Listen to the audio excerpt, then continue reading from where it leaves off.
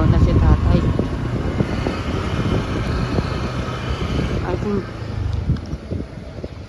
he is bukas ang ilaw. Ito, lalagyan ko na.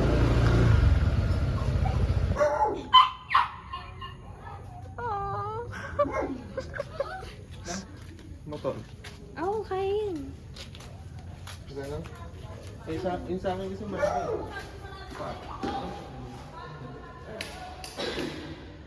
Ay! Ilaw. Okay. Nice place.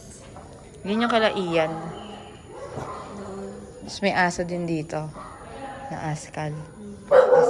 Pagawa niyo ng parang ganyan. Dito, sa sarado. Oo, dapat gawin niyo ng ganyan kasi Sometimes. security purposes.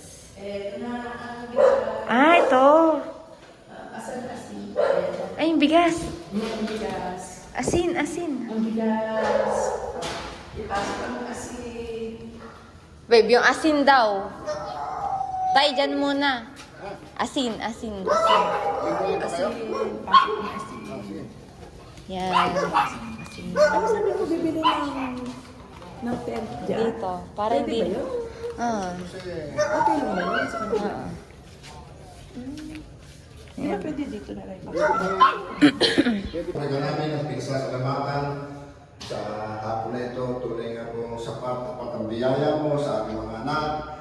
Let's continue to pray na ito pong bagong bahay o pagpapahang bahay ni Sister Lord God. Ito po ay magsilbing isang malaking oportunidad sa mag-asawa na ito, mga anak ko, Jane and Benedict.